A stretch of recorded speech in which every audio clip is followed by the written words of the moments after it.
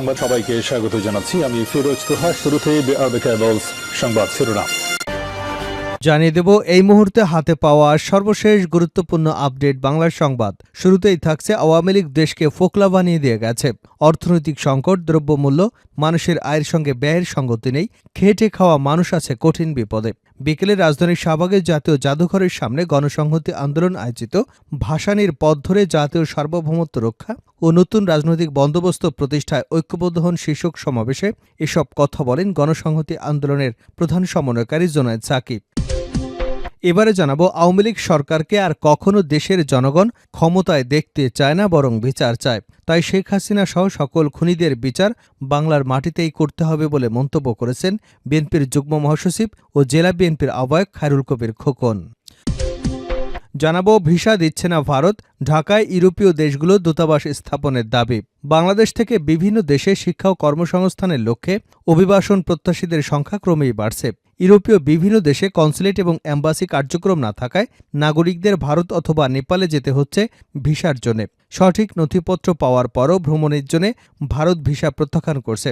ভোগান্তি এড়াতে বাংলাদেশে ইউরোপীয় দেশগুলোর দূতাবাস অথবা কনসুলেট স্থাপনের দাবি জানিয়েছে ইউরোপ গমনেচ্ছ ভিসা প্রত্যাশী ঐক্য পরিষদ। এদিকে বাংলাদেশে বিদ্যুৎ সরবরাহ শুরু করল নেপাল। ভারত হয়ে বাংলাদেশে আনুষ্ঠানিকভাবে বিদ্যুৎ রপ্তানি শুরু করেছে নেপাল। এর মাধ্যমে ভারতের পর তৃতীয় কোনো দেশে প্রথমবারের মতো বিদ্যুৎ রপ্তানি শুরু করল দেশটি।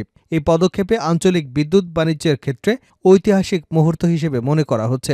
জানা গেছে, ত্রিপক্ষীয় চুক্তির অধীনে বাংলাদেশের কাছে 40 মেগাওয়াট বিদ্যুৎ রপ্তানি করবে নেপাল। এবারে থাকছে রাষ্ট্র সংস্কারের পাশাপাশি রাজনীতির সংস্কারও জরুরি।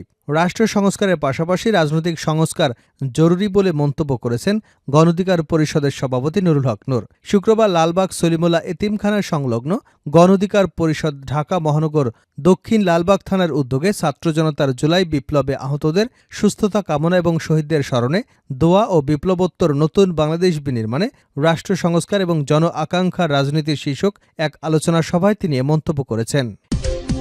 এবং সর্বশেষ জানাবো আন্তর্জাতিক সংবাদ। ইরানি রাষ্ট্রদূতের সঙ্গে ইলন মাস্কের গোপন বৈঠক। যুক্তরাষ্ট্র এবং ইরানের মধ্যকার দীর্ঘদিনের উত্তেজনার মধ্যেই এবার ইরানি রাষ্ট্রদূতের সঙ্গে এক গোপন বৈঠক করেছেন ইলন মাস্ক। মার্কিন সংবাদ মাধ্যম দ্য নিউ ইয়র্ক টাইমস এক প্রতিবেদনে এমন তথ্য জানিয়েছে। ইরানের একাধিক অজ্ঞাতনামা সূত্রের উদ্ধৃত করে মার্কিন পত্রিকাটি বলছে, বিশ্বের শীর্ষ ধনকুবের মাস্ক এবং ইরানি রাষ্ট্রদূত আমির সাইদ ইরাভানের মধ্যকার এই বৈঠক ছিল ইতিবাচক। গত সোমবার একটি গোপন স্থানে আমির সাইদ এবং ইলন মাস্কের মধ্যে 1 ঘণ্টারও বেশি সময় ধরে ওই বৈঠক চলে, তবে সেটি গোপন থাকে। এতক্ষণ শিরোনাম শুনছিলেন, এবার বিস্তারিত। প্রিয় দর্শক, আপনি যদি এই চ্যানেলে নতুন হয়ে থাকেন, ভিডিওটি দেখতে দেখতে চ্যানেলটি সাবস্ক্রাইব করে আমাদের সঙ্গে থাকুন। আর এই ভিডিও সম্পর্কে আপনি আপনার মূল্যবান মতামতটি কমেন্ট বক্সে জানিয়ে দিন। আর হ্যাঁ প্রিয় দর্শক, জানিয়ে দিন ভিডিওটি কোথা থেকে দেখছেন।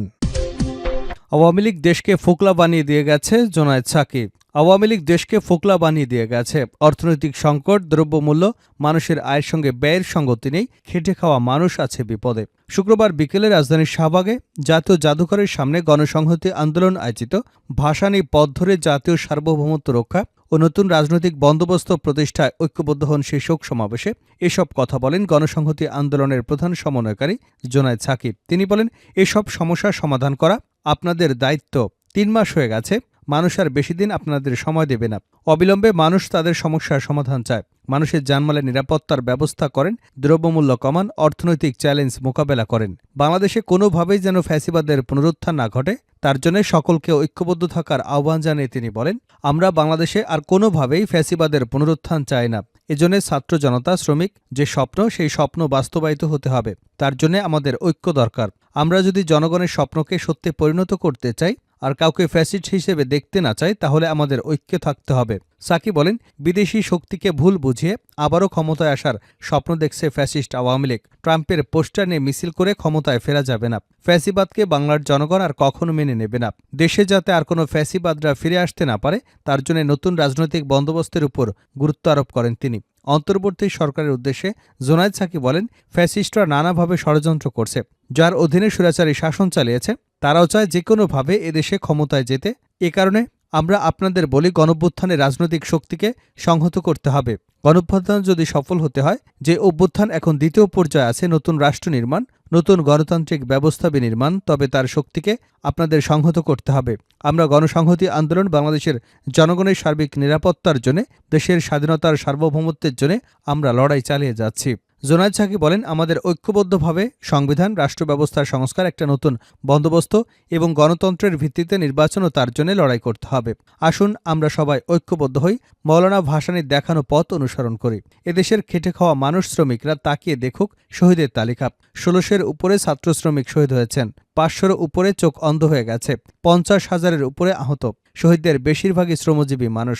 এদেশের শ্রমিক, খেটে খাওয়া মানুষের মুক্তি না আসলে, জনগণের হাতে ক্ষমতা না থাকলে আর ক্ষমতা পাবে না। জনগণের কাছে জবাবদিহি না থাকলে কোনো সংবিধান গণতান্ত্রিক হতে পারে না। আর সে কারণেই সমস্ত রাষ্ট্র নির্মাণ জনগণের ইচ্ছার উপরেই করতে হবে। যে ঐক্যে ৫ই আগস্ট সৃষ্টি হয়েছে, সেই ঐক্যকে ধরে রাখতে হবে।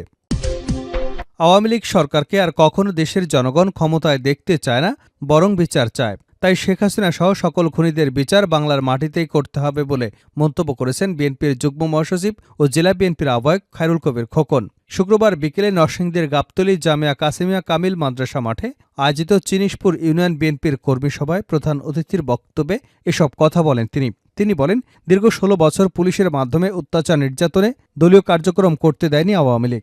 বেগম জিয়াকে ফরমায়েশি রায় সাজার পাশাপাশি ৪ লাখ মামলায় ৬০ লাখ নেতাকর্মীকে আসামি করা হয়েছিল।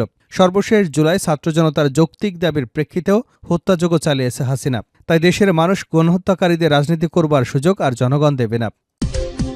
ভিসা দিচ্ছে না ভারত, ঢাকায় ইউরোপীয় দেশগুলোর দূতাবাস স্থাপনের দাবি। বাংলাদেশ থেকে বিভিন্ন দেশে শিক্ষা এবং কর্মসংস্থানের লক্ষ্যে অভিবাসন প্রত্যাশীদের সংখ্যা ক্রমেই বাড়ছে। ইউরোপীয় বিভিন্ন দেশের কনসুলেট এবং অ্যাম্বাসি কার্যক্রম না থাকায় নাগরিকদের ভারত অথবা নেপালে যেতে হচ্ছে ভিসার জন্য। সঠিক নথিপত্র পাওয়ার পরও ভ্রমণের জন্য ভারত ভিসা প্রত্যাখ্যান করছে।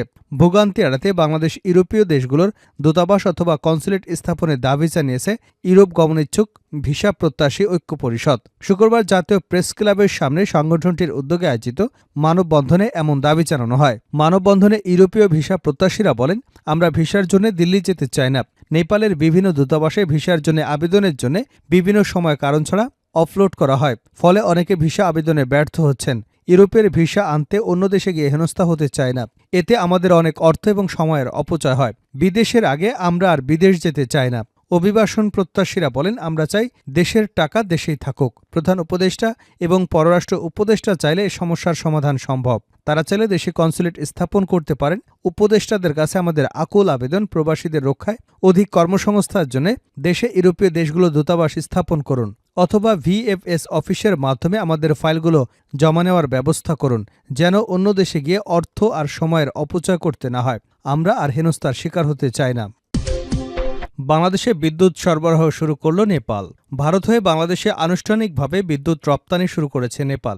এর মাধ্যমে ভারতের পর তৃতীয় কোনো দেশে প্রথমবারের মতো বিদ্যুৎ রপ্তানি শুরু করল দেশটি। এই পদক্ষেপে আঞ্চলিক বিদ্যুৎ বাণিজ্যের ক্ষেত্রে ঐতিহাসিক মুহূর্ত হিসেবে মনে করা হচ্ছে।